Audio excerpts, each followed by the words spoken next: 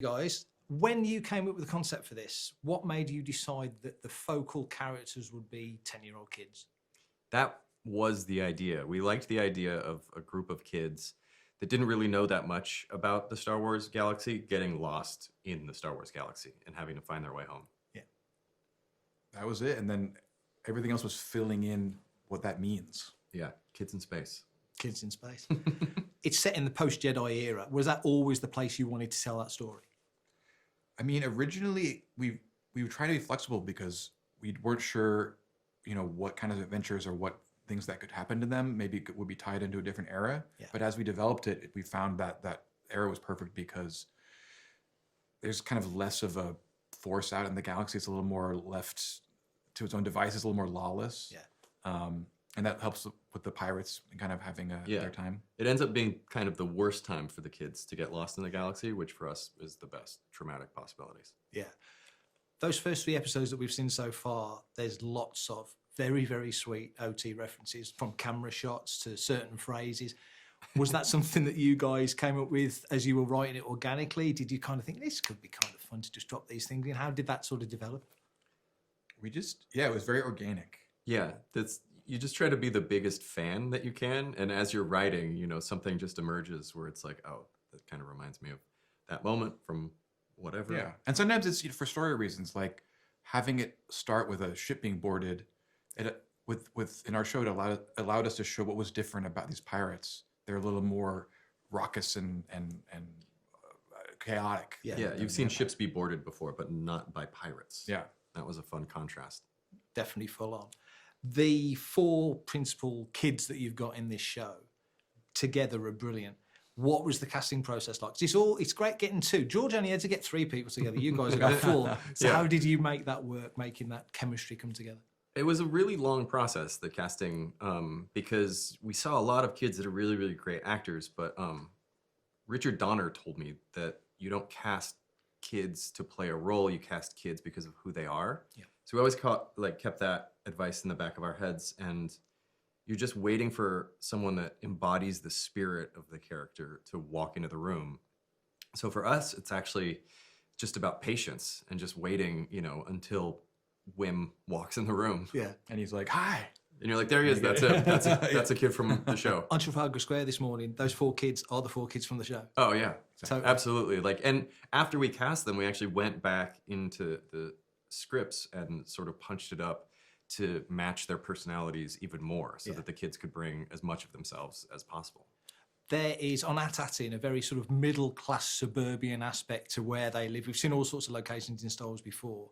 When did you kind of know that you were finding the line between it looking too maybe much like a future Earth, middle-class suburbia, and it being Star Wars? When did you kind of know you'd hit the sweet spot? I mean, we had that concept. We wanted it to be really clear just for the storytelling, like where they're kind of the feeling of the place they were coming from. And then when the Lucasfilm art team started showing us options, and it was so cool. Yeah, we knew it would work. You sort of trust that the group of brains you have around you is going to let you know, when you found the sweet spot between Dave Filoni and Jon Favreau and Doug Chiang and John Knoll. Once you sort of get it just right, you get their thumbs up. That's brilliant. When you were designing this, Yeah. you've got, especially on Atatin, there's a certain aesthetic because of the situation that world finds itself in. But it's still Star Wars. Kind of similar question to the previous Suburbia one. When did you kind of know that this was the right look? Because it is a unique situation that these people find themselves in. I mean, we knew that there were certain story elements, like, going to school in a bus, where it was kind of there. It's then we got to play with it, and we got to have the RX droid driving the bus. And you got to have, going from the neighborhood to the downtown. That's when you got to play with the Star Wars of it all, and just having Doug Chiang designing, because you knew that it would be correct. There's also, a bigger story there, that, there's storytelling elements that we were incorporating into the design from the very beginning. The music is fantastic. Oh, great, thanks. Mick Giacchino nailed it. Yeah. When did you know he was the right guy to do the score? We always wanted him to do it. I've worked with his dad so much on all the Spider-Man films, and Mick was always around and growing up. So I sort of like watched Mick grow up and get better and better and better at scoring. So, you know, he just felt like the perfect match for this.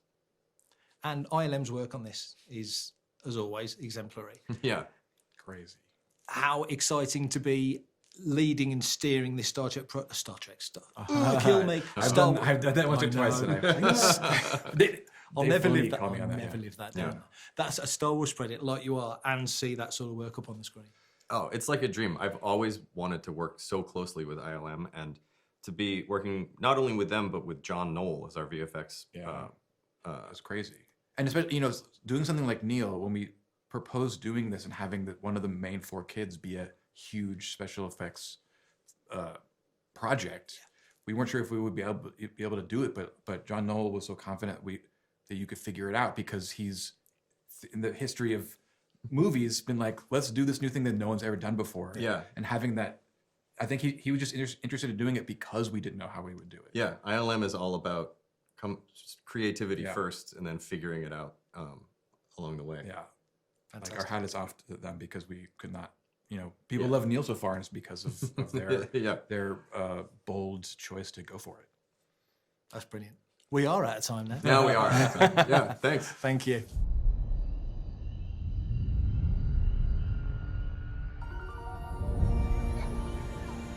Tomorrow's test will set the course of your entire future.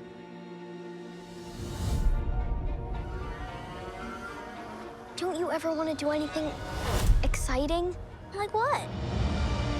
What if we could go anywhere we want in the whole galaxy? A real adventure. No more pretend. I found something buried in the woods. What do you think it is? I think it's a lost Jedi temple.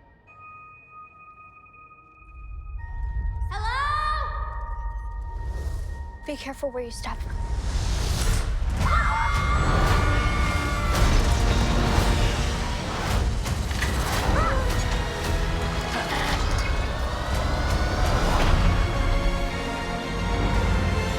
We're lost. Really lost. Tis dangerous out there in space. Trust no one.